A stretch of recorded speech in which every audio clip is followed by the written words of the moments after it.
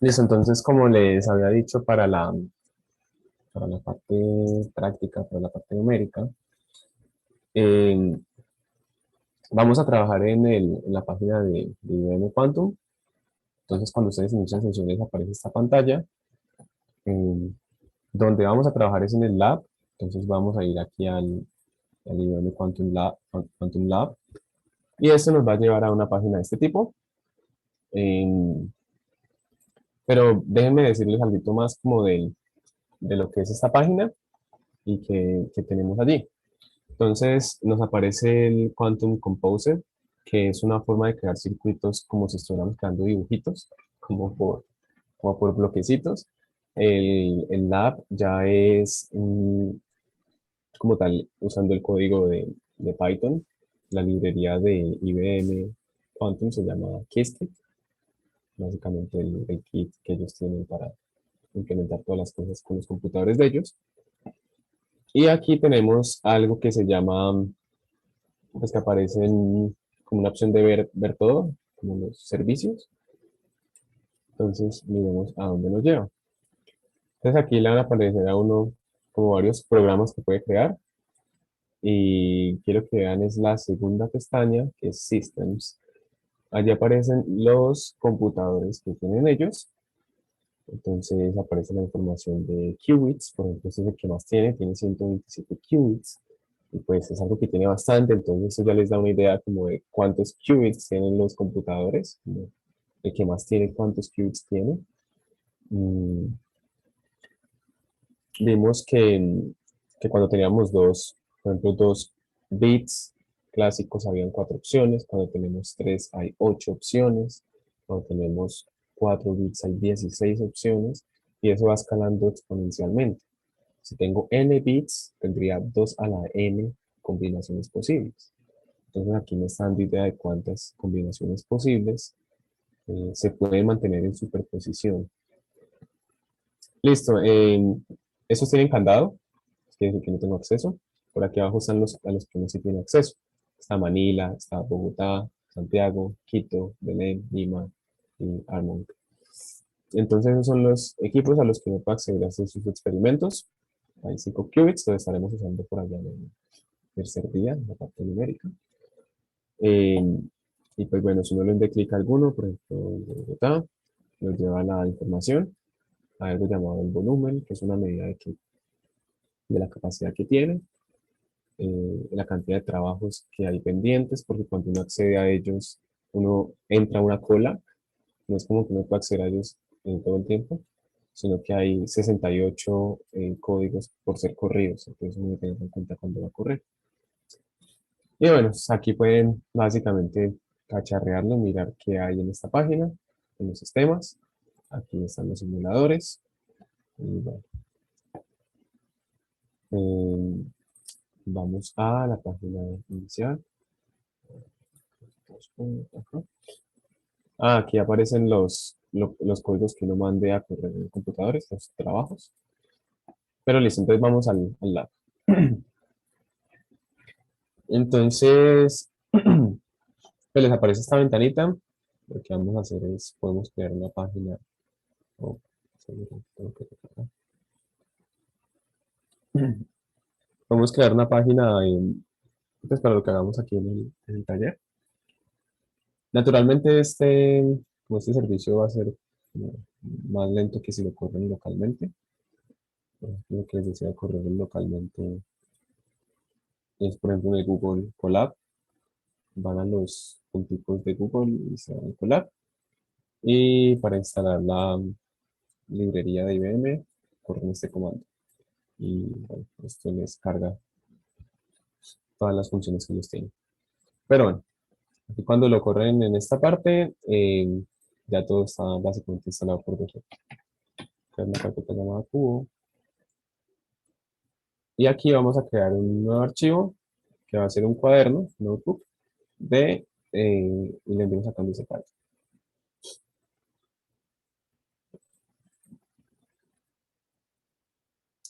Bien, entonces aquí voy a hacer zoom para que se vea bien lo que hago. Listo, tenemos un cuadernito es donde vamos a escribir código, pero también podemos escribir texto. Esto va a funcionar por celdas. Entonces, si yo le doy acá de nuevo, pues me va a ir creando celdas. Natural, por defecto ya van a estar en código. Entonces, todo lo que yo escriba acá va a ser código. Pero también puedo volverlas texto. Entonces, aquí en esta pestañita, me vuelvo markdown, que es texto. Entonces, aquí yo puedo escribir títulos. No sé, digamos que este es el día 1. Día 1 y para correrlo, pues le doy aquí en correr, o simplemente puedo hundir control enter. Yo voy a estar hundiendo control enter. Bien, las referencias para esta primera parte las voy a copiar, las saqué de aquí. Es un link, yo les voy a subir el cuadernito, van a poder acceder. Entonces le van a dar clic pues ahí al link. Bien, entonces, bueno, hay estos atajos. Por ejemplo, si yo hundo la tecla B, me va a insertar una celda abajo. Siendo la tecla A, me va a insertar una celda arriba. Y así. Siendo dos veces la D, la voy a borrar. Pero es suficiente con que puedan manejar este panel. Que pues yo estoy usando atajos para que lo tengan en cuenta. Listo, entonces les había dicho que vamos a utilizar NumPy. NumPy básicamente es la librería de Python que nos permite hacer cálculos numéricos con arreglos o con vectores. Y para llamarla, vamos a decir import, vamos a importar NumPy. Ahora yo puedo darle como un nickname a NumPy, as np, que es lo usual, y corremos. Entonces, ¿qué hicimos ahí? Llamamos NumPy, que hace la librería que me va a cargar un montón de funciones que voy a utilizar para hacer cálculos con vectores. Listo. Entonces, la primera parte, números complejos, pues para ir con en el paralelo de lo que hicimos.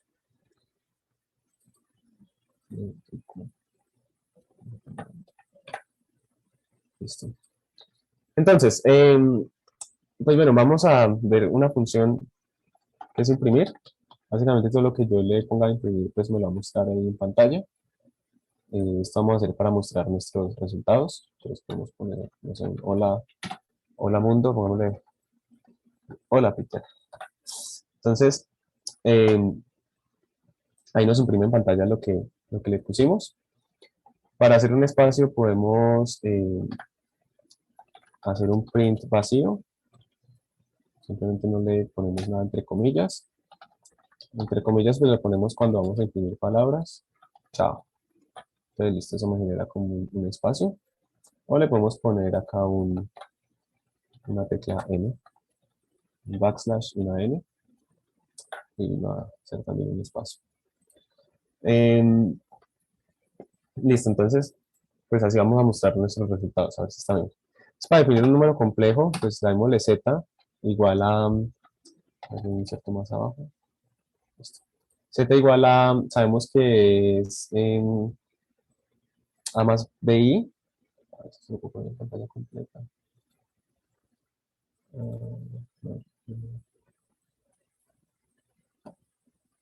Digamos 3 más 4i, pero la i la vamos a representar con una j. Entonces así es que Python va a entender la unidad imaginaria. Y ya, formamos nuestro número complejo que llama z. Si lo imprimimos, pues el z, ahí tenemos nuestro número complejo.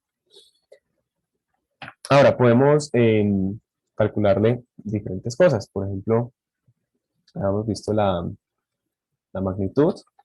La magnitud, pues si nosotros la calculamos así a ojo, esto sería 3 al cuadrado más 4 al cuadrado, y le saco raíz, es decir que me daría 9 más 16, 25, en raíz da 5.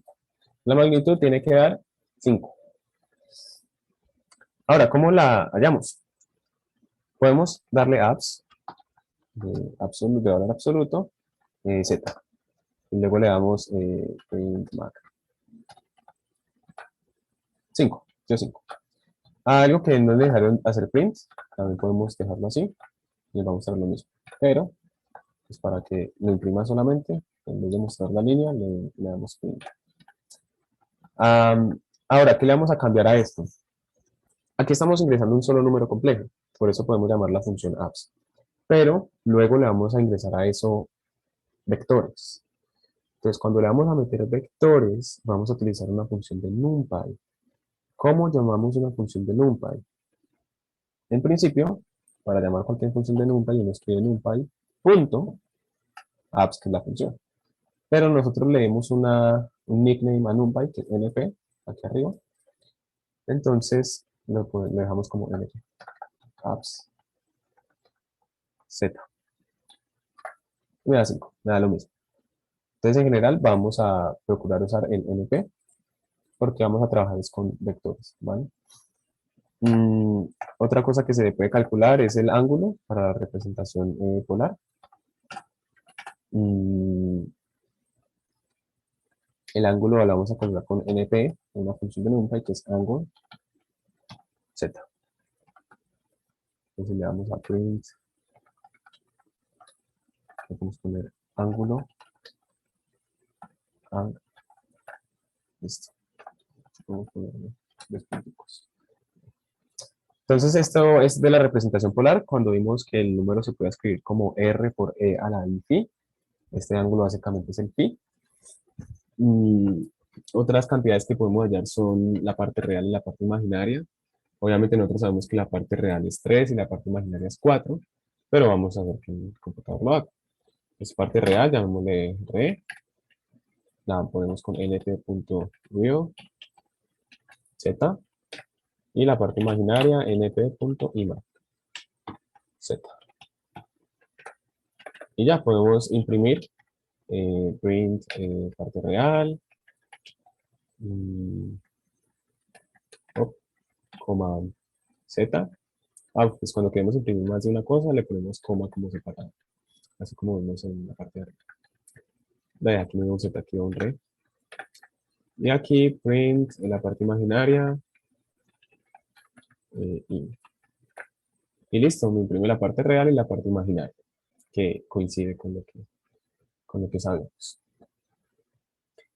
Listo, sería en cuanto a, pongámoslo aquí como importante, si uno quiere hacer comentarios, pone la tecla numeral. Comentarios en las celdas que son tipo código, porque vemos que también tenemos celdas tipo texto. Entonces eso era complejos.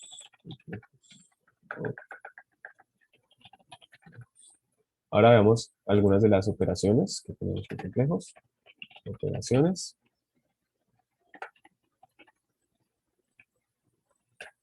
Entonces, ¿qué operaciones habíamos visto? Pues la suma, la multiplicación, la división.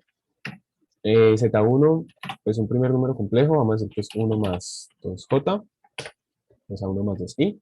Y nuestro segundo número complejo es 3 más 4J, por ejemplo. Y vamos a imprimir la suma, la multiplicación, la división, y ya. Entonces, número print, vamos a decir la suma va a ser igual, los punticos. ¿Y cómo vamos a sumar dos números complejos? Súper fácil, Z1 más Z2. Ahora la multiplicación.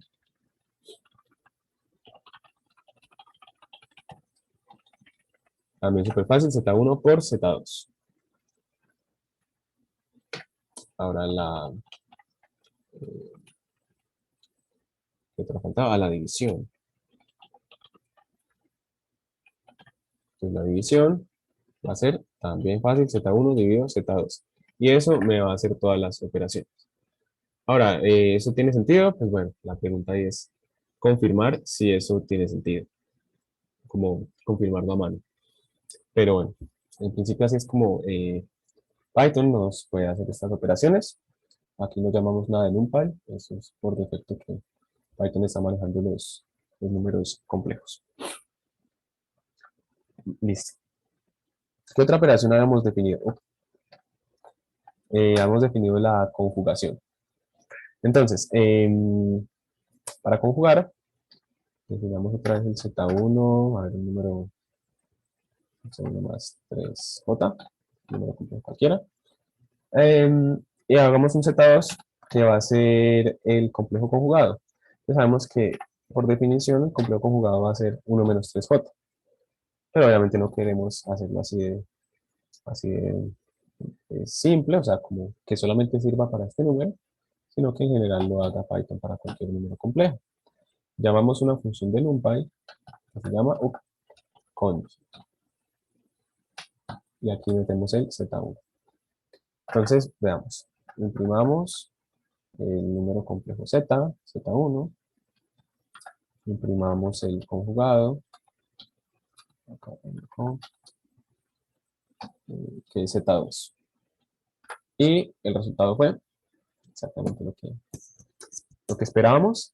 Ahora podemos confirmar algo más, y es que nosotros habíamos dicho en la teoría que el valor absoluto de z al cuadrado va a ser igual a z por z conjugada.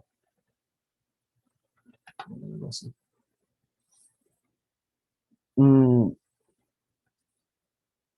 Es decir, igual a, aquí ponemos z por z1. z1 por z2, perdón. Ahora, se va a dar, ¿cuánto debería dar la norma de esto? Entonces vamos a hacer el caso en el que habíamos hecho arriba, en el que la magnitud del número era 5. El número que vamos a escoger era 3 más 4j. Entonces vamos a usar ese para comparar. Es 3 más 4j. Así que esto, z1 por z2, que no es más que z por z conjugado, me debería dar 25, que es la norma al cuadrado, la magnitud al cuadrado. En efecto, me da 25. Aquí después aparece 25 más 0j, o sea, es más 0 veces la unidad imaginaria. Es decir, que está dando bien. Y ahí hablamos de la conjugación.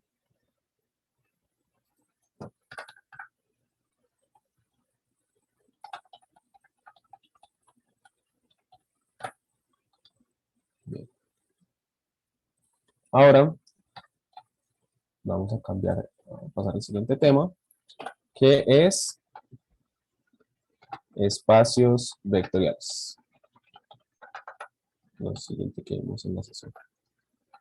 Listo, entonces para los espacios vectoriales pues tenemos nuestros vectores. ¿Cómo vamos a definir los vectores? Es decir, vectores, ¿cómo escribimos vectores en Python? Por ahora les voy a dar la respuesta incorrecta. No usando listas. Entonces, ¿por qué no vamos a usar listas para usar vectores? Pero, ¿qué son las listas? Vamos a ver cómo definimos una lista en Python. Entonces vamos a llamarle un vector, vamos a definir un vector malvado, porque no va a ser un vector. Es el vector malvado 1, 1. Y para definir las listas usamos los paréntesis cuadrados. Y en los paréntesis cuadrados ponemos las componentes, es decir, lo que va a contener esa lista. Listo, tenemos esto, vamos a imprimir nuestra lista, vector malvado 1, 1,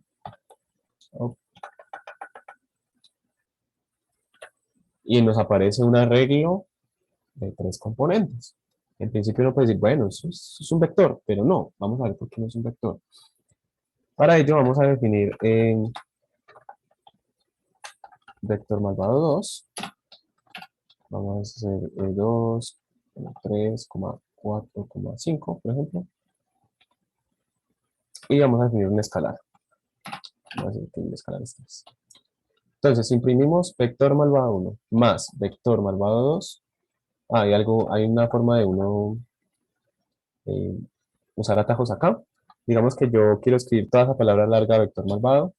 Escribo el comienzo y hundo la tecla Tab. La tecla Tab. Y eso me va a dar las pistas para que sea más rápido. Si hundo Tab, me aparece esto. El vector malvado 2. Miremos cuánto da. Si la respuesta es correcta, debería tener un arreglo de 3 componentes, que el primer elemento sea 1 más 3, o sea, 4, el segundo 6 y el tercero es 8. Pero cuando le damos Enter, miren lo que ocurre. Me da un arreglo de 6 entradas, en las que me aparece el vector malvado 1 enterito y luego el vector malvado 2 entero. Entonces, las listas son importantes si uno quiere almacenar como datos que va generando un código, pero no son vectores. Entonces hay que tenerlo en cuenta. Veamos si cumple el producto por escalar. Ya vimos que no cumple la propiedad de suma de vectores. Ahora, la propiedad del producto por escalar la cumple. Escalar por vector malvado. Tampoco. ¿Qué fue lo que hizo? Cogió el vector malvado 1, que es 1, 2, 3, y lo repitió 3 veces. Entonces, 3 veces esa lista básicamente es como si fueran conjuntos. Cuando yo defino conjuntos por extensión, por elementos, y yo digo 3 veces el conjunto, es como si tuviera 3 veces el conjunto, en lugar de multiplicar 3 por 3 cada componente. Y así como cuando sumo conjuntos. Si yo sumo conjuntos, estoy añadiendo por extensión elementos, pero no los estoy mezclando entre ellos, no los estoy operando. Bien, entonces eso sería en cuanto a la forma de no hacerlo. Entonces, ¿cómo lo hacemos? Arreglar más celdas. Bien, ¿cómo se hace? La respuesta es NumPy. Con NumPy vamos a usar los arreglos, pues, como vectores, y pues veamos cómo lo hacemos. Entonces ahora sí ya no es vector malvado, sino vector 1. Llamamos np, una función llamada array. ¿Y qué le metemos a esta función? Uy, se me fueron tres ceros. Ahí.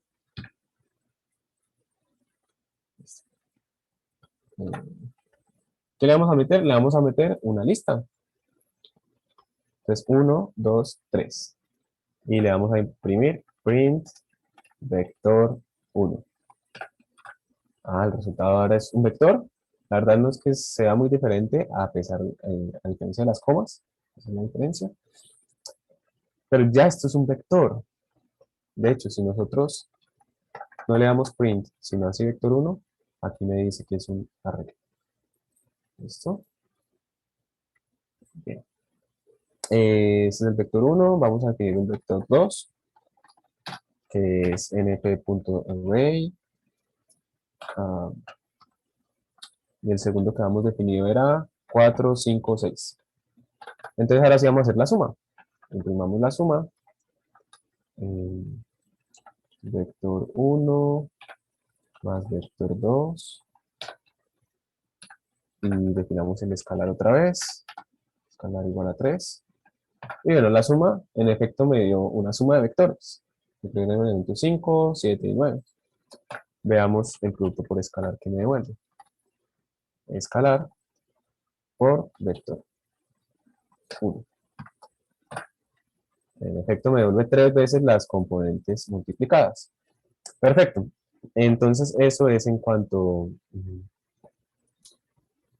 a cómo definimos los vectores acá en Python, usando NumPy, si queremos que tengan las propiedades de vector. Ahora pasemos a algo que también vimos más que todo al final, que es la normalización. Vimos que era muy importante, ya que la normalización básicamente me definía a mí si un estado es apto, un estado cuántico es apto. O sea, si es cuántico, necesitamos que se cumpla la condición de normalización. Entonces, ¿cómo imponemos esto acá? O sea, ¿cómo lo logramos? Vamos a usar v igual a un arreglo np.array, es decir, vamos a definir un vector y vamos a hacer que las componentes sean menos 1, 2 y 3. Entonces, se me fue otra R. Listo. Entonces, vamos a ver algo primero.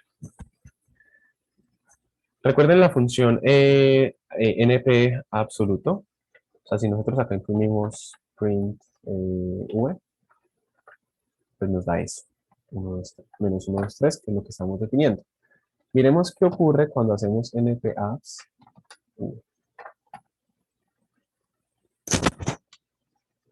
Uno puede esperar varias cosas aquí. Uno puede esperar que esto me vaya a dar un número, o no sé, la verdad, depende de la creatividad de cada quien, qué es lo que espera. Pero vamos a ver qué es lo que nos imprime. Nos imprime un arreglo. Es decir, esta función absoluto, valor absoluto, no me está dando la norma. Lo que me está haciendo es sacar el valor absoluto de cada componente. De hecho, miren, si yo pongo acá menos 1j, debería dar lo mismo. Da lo mismo. Lo que me va a hacer es sacar componente por componente el valor absoluto. Pero nosotros necesitamos la norma, porque necesitamos normalizar. Necesitamos coger el vector y sacar de la norma, dividirlo entre la norma para normalizar. Entonces, bueno, eso para tenerlo en cuenta, que la función np de NumPy absoluto, abs, no me va a dar la norma. ¿Cómo llamo la norma? Entonces vamos a imprimir acá la norma. Vamos a decir norma. La norma en principio es, aquí hay una variable llamada norma. Y la imprimimos. La norma va a ser la suma de las componentes valor absoluto al cuadrado, es decir, la primera componente es menos 1, yo la leo al cuadrado. ¿Cómo voy a elevar al cuadrado en Python? 2 asteriscos. 2. A esto le sumo la segunda componente, que es 2, al cuadrado. La tercera componente, que es 3, al cuadrado. Estrictamente hablando, yo aquí le tengo que poner el valor absoluto de cada componente, es decir, un np-abs. Porque eh, aquí, o sea, funciona porque tenemos números reales, pero para números complejos no aplica. Pero siempre tenemos que ponerle el valor absoluto, ¿listo? Esto me da la norma al cuadrado. La norma al cuadrado. Norma. Ahora, eh, ¿cómo hallamos la norma? Pues sacando la raíz. La norma va a ser la raíz. ¿Cómo hacemos la raíz? Llamamos una función de NumPy que se llama sqrt, square root, y le ponemos la norma c. Y ya, eso me daría la norma. Entonces la norma, pues, de este vector es 3,74. Y siempre que yo quiero volver un vector que no es unitario, volverlo unitario, tengo que dividir entre la norma. O sea, aquí vemos que no es unitario porque da 3.74. Pero si yo divido 3.74 entre 3.74 me da 1. Es decir, que la norma me daría 1. Así que el nuevo vector va a ser lo siguiente. Vector, vector normalizado. Va a ser v sobre la norma. Imprimamos el vector normalizado. Me da que este es el vector. Pero bueno, aquí hicimos algo muy aburrido y es que la norma solamente está funcionando para este vector. ¿Cómo hacemos que funcione para cualquier vector que yo le meta? Listo. Entonces, pues esa es la tarea que vamos a tener. Ahora, cuando uno quiere hallar la norma, tiene que acceder a las componentes del vector, porque uno tiene que sacarle magnitud a cada componente y elevarla al cuadrado. Entonces, la forma en que vamos a acceder a las componentes aquí, recordemos el vector v, va a ser con paréntesis cuadrados. Y la primera componente, Python empieza a contar desde el número 0, entonces va a ser la componente 0. La componente 0 es menos 1, como lo habíamos definido. La componente 2 va a ser aquí va a tener de índice 1, va a ser 2, y la última va a ser 3. Entonces, pues así accedemos a las componentes. Print, print, componente, estos, comillas. La componente i va a ser vi.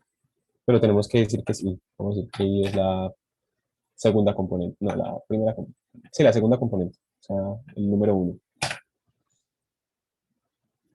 Entonces la componente i, que es en realidad la componente de índice 1, o sea, la segunda componente, va a ser, esta, va a ser 2. Bien, entonces lo que vamos a hacer ahora es normalizar nuevamente. pero usando componentes. O sea, accediendo a las componentes. Hacemos esto, ponemos acá. Entonces aquí en principio lo que toca hacer es lo siguiente. V, 0, V, 1, V, 2. Y esto me debería dar exactamente lo mismo. 3.74. Así que ahora, pues el vector normalizado, también de n, como lo habíamos llamado antes, dividido, no, ¿verdad? Print, vector normalizado, va a ser v, n. Y listo. Sin embargo, aún no cuadra algo. Porque tiene tres componentes. Y aquí esto solo va a funcionar para vectores que tengan tres componentes. Entonces, ¿cómo lo vamos a hacer más general? Es decir, si este v fuera, no sé, pongamos que el v fuera 3 y acá le pongo 4. Ya esto no funcionaría. Ya no me estaría yendo la norma. Entonces, ¿cómo vamos a hacerlo de una manera más general aún? Que tenga en cuenta la dimensión del vector. Entonces, listo, empezamos de nuevo con nuestro vector v y vamos a hacerlo por pasos. ¿Qué es lo primero que uno hace cuando va a sacar la norma? Uno coge las componentes y le saca valor absoluto. Sabemos que hay una función que nos saca valor absoluto a todas las componentes, que es np_apps. Entonces vamos a darle esto y vamos a imprimir. Acá de apps. Vamos a seguir el camino al paso por paso. Paso por paso es lo que está ocurriendo aquí. Entonces el v, nuestro vector inicial es menos 1, 2, 3. Luego el valor absoluto de cada una de las componentes pues va a ser 1, 2, 3. ¿Qué es lo siguiente que uno hace? Lo siguiente que uno hace es elevar al cuadrado. Entonces b apps cuadrado. O sea, uno coge las componentes y las eleva al cuadrado para sumarlas. O sea, coge el valor absoluto de las componentes, las eleva al cuadrado porque eso es lo que tiene que sumar para ver la norma. ¿Cómo lo vamos a hacer? Simple. Apps cuadrado. NumPy también, Python también hace el cuadrado de todas las componentes cuando uno usa los asteriscos dobles. Vamos a ver qué nos arroja esto. Entonces ahora sería valor absoluto, las componentes en valor absoluto, pero elevadas al cuadrado. Entonces miren lo que ocurrió. Tenemos 1, 2, 3, me elevó cada componente al cuadrado. 1 al cuadrado 1, 2 al cuadrado 4, 3 al cuadrado 9. Listo. Ahora, la norma al cuadrado no va a ser más que la suma de las componentes al cuadrado. Entonces tengo que sumar los elementos de este vector. Es decir, 1 más 4 más 9. ¿Cómo sumamos los elementos de un vector? npSum b apps cuadrado. Es decir, vamos a coger los elementos de este vector, de este arreglo, y los vamos a sumar todos. Y eso nos va a dar la norma al cuadrado.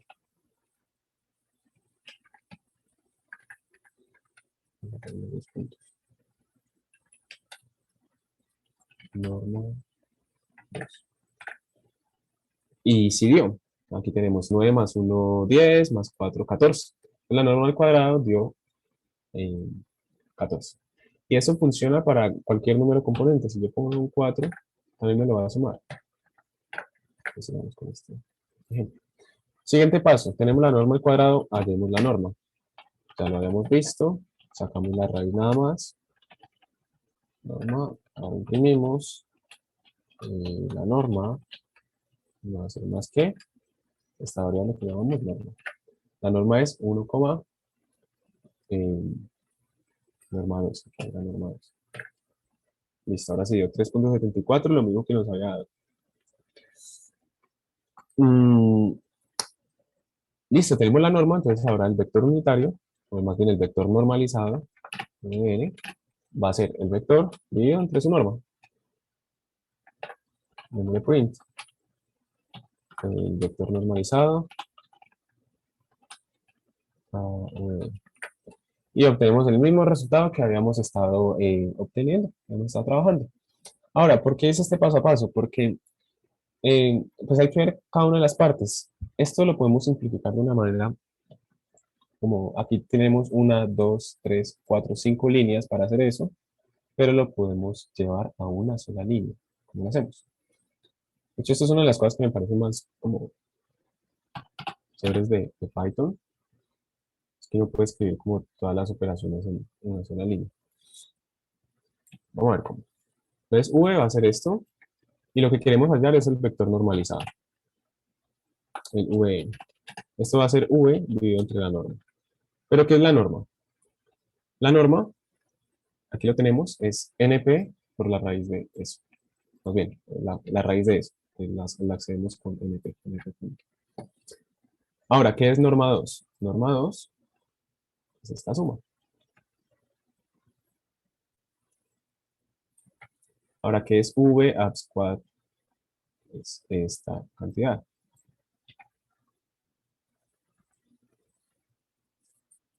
¿Pero qué es v abs? V abs es esto.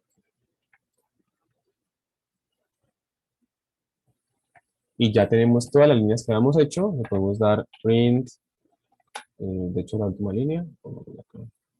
Imprimimos el vector normal, el normalizado. Y nos dio el resultado que nos había estado dando. Entonces, en una sola línea, pues podemos hacer todas las tareas. Entonces, eso es una forma como óptima en cuanto al espacio que uso para escribir. Listo. Siguiente punto. El siguiente punto es el producto interno. Entonces, el producto interno, vamos a empezar con ejemplos de R3. R3, es decir, las componentes van a ser reales. U va a ser NP array. Recordemos que a esta función le metemos una lista. 1, 2, 3, pongamos otra vez ejemplo. Definamos otro vector llamado v, 4, 5, 6. Y vamos a hallar el producto interno entre los dos. ¿Cómo lo hacemos? NP, llamamos a nuestro gran amigo NumPy. ¿Qué función vamos a llamar de él? Inner. Inner es solo la traducción de interno. Y esto recibe dos vectores, u y v. El producto interno entre los dos va a ser 32. De hecho, si hacemos las operaciones, debería darnos 5 por 2, 10, más 6 por 3, 18 da 28, más 4 por 1, 4 da 28 más 4, 32. Entonces, listo, esta función nos va a afectar el producto interno. Ahora hagamos vectores en C2, por ejemplo. C2 es básicamente en lo que definimos los qubits, porque un qubit tiene dos entradas y cada una de esas entradas es compleja, entonces por eso está en C2, es decir, vamos prácticamente a definir qubits. Digamos que U es igual a pongámosle 1 más 2J, 1 más 2J, coma, 3 más 4J,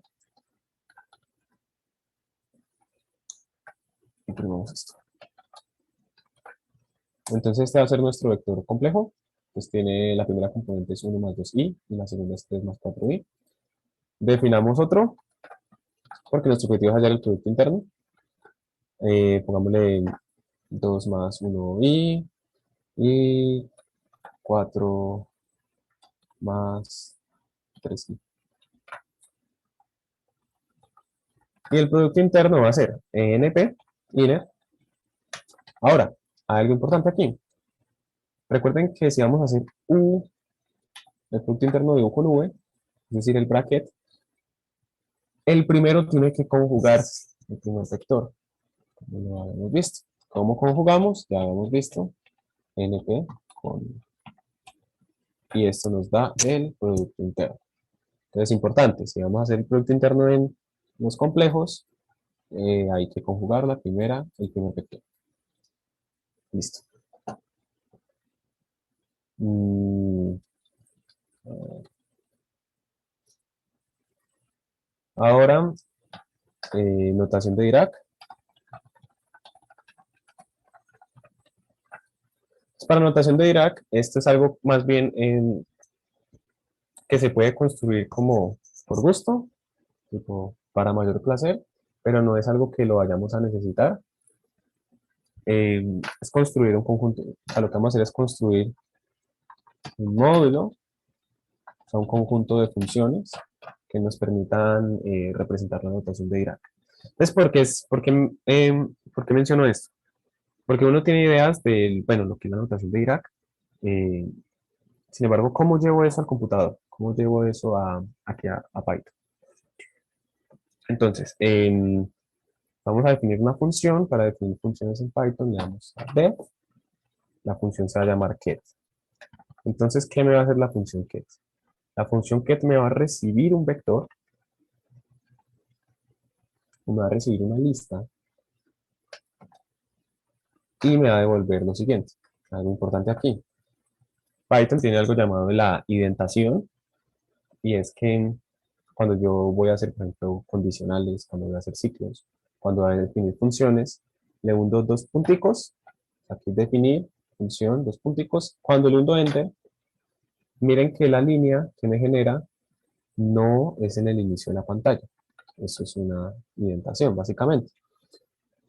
Lo que va a interpretar Python es que todo lo que tenga ese espacio va a estar contenido en la función.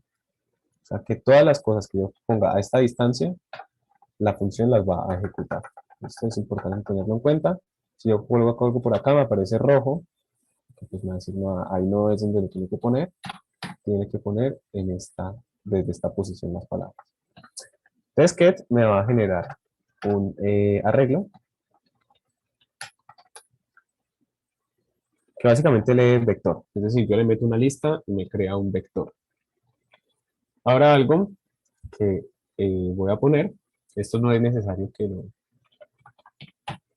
lo tengan claro, simplemente voy a crear las funciones a manera de ejemplo y lo más importante va a ser cómo las visualizo después. Voy a retornar, es decir, la función me recibe una lista y ¿qué me devuelve? Entonces, ¿qué me retorna? Me va a retornar el get. Pero sabemos que el get es un vector columna. Entonces, para volverlo vector columna, tengo que ponerle este comando, que es shape. El -1 hace referencia al número de entradas que tenga el vector, que tenga la lista. Entonces, si yo le mando una lista de 5 entradas, no más bien de 2, porque puede ser un qubit, este -1 va a representar el 2. Si tengo 2 qubits, entonces hace que va a tener 4 posibles casos, es decir, 4 entradas. Entonces este -1 va a representar el 4. Voy a definir otra función que se llame bra, que también me reciba la lista. Pues bra va a ser igual a nparray. Bet va a ser exactamente lo mismo que hizo esto, pero lo que me va a retornar es el bra, pero yo tengo que conjugarlo. Entonces, ay, ya. Recuerden que cuando yo meto la lista, el bra lo que me hace es transponer esa columna y conjugar las componentes. Entonces voy a hacer conjugar, bec, y aparte de conjugarlo, lo voy a redimensionar para que sea un vector fila. Entonces va a ser 1, -1. Es decir, una fila y tantas columnas como entradas como entradas tenga. Entonces, de esta manera podemos crear lo que es un bracket. Ahora, ¿qué pasa con esto? Yo estaba definiendo, digamos, este vector. Cuando yo imprimo esto, v, me muestra el vector normal, pero le va a hundir punto shape. Shape va a ser una característica que tiene v, que me dice las dimensiones. Me dice que tiene 3 coma. Es decir, esto no es ni un vector columna ni un vector fila. Por eso es que le damos reshape. Porque cuando uno crea un vector en un array, básicamente se crea como un vector, pero no se diferencia si es columna o si es fila. Para diferenciarlo, yo tengo que darle el reshape. Ahora, veamos si podemos hacerlo. Démosle vget, va a ser igual a get, la función llamada get, y esto recibe 1, 2, 3, menos 1, 2, 3. Y démosle print vget. Ahora me dio en forma de columna. Miren que esto es diferente a lo que me imprime si yo le hundo a v.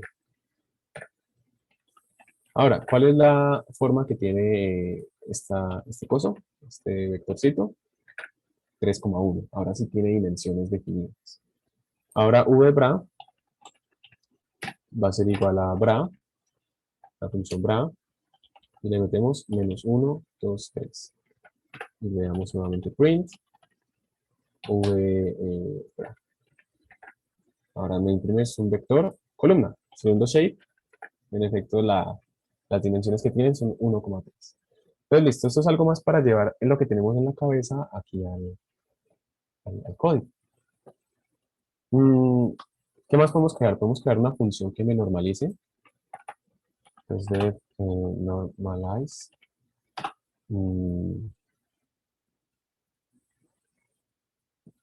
Pero primero creo que vamos a tener que crear otra función. Ya miramos. Entonces esto me va a recibir un get, básicamente. Entonces, sí, tenemos que crear otra función. La norma del get va a ser, creo que no es necesario crear, para que veamos allá la norma. Esta va a ser la norma.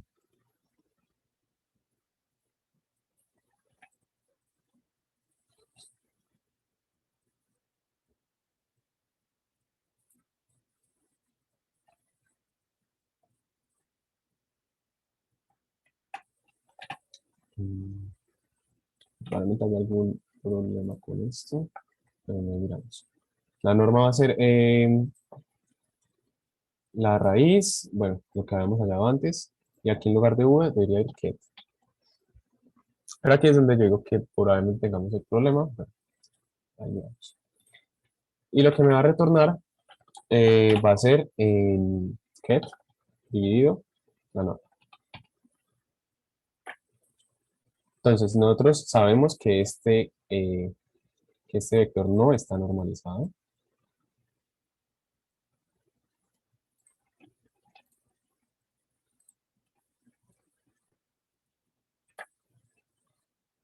Por lo tanto, pues cuando definimos el get, no, la función era get, le poníamos menos 1, 2, 3. Entonces, get, esto no está normalizado. Esto era get. Creo que aquí, este error. Ya vi que get, tampoco.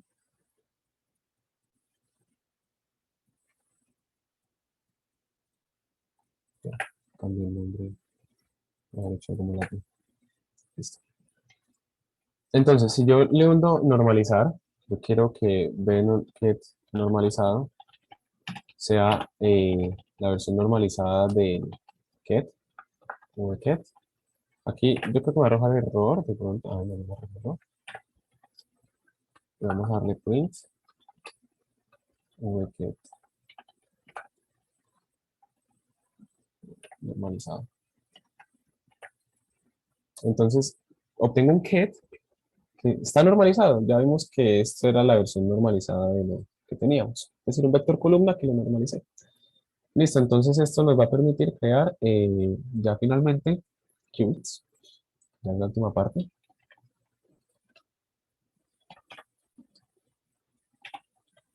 Qubits. Entonces, bueno, un qubit solamente era un QED, pues un estado cuántico. Sabemos que tiene que cumplir la condición de normalización. Por ejemplo, el estado 0 de la base computacional no era más que QED 1, 0. Y el estado 1 de la base computacional no era más que QED 0, 1.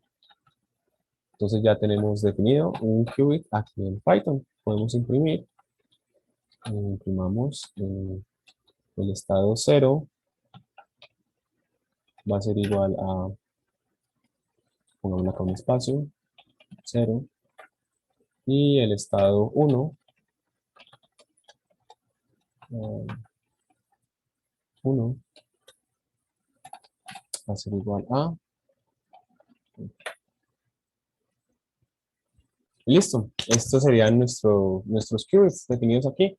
Podemos crear incluso el que habíamos llamado, que era el estado más, más, que era 0 más 1, y todo eso lo digamos entre raíz de 2. Dividido raíz de 2. Sabemos que para raíz de 2 necesitamos llamar a NumPy. Escúrete 2. Dándole print. Print estado más igual a pues, y ahí tenemos nuestro estado más. Y podemos generar el estado menos. Vamos con menos. Estos estados fueron los que les mencioné.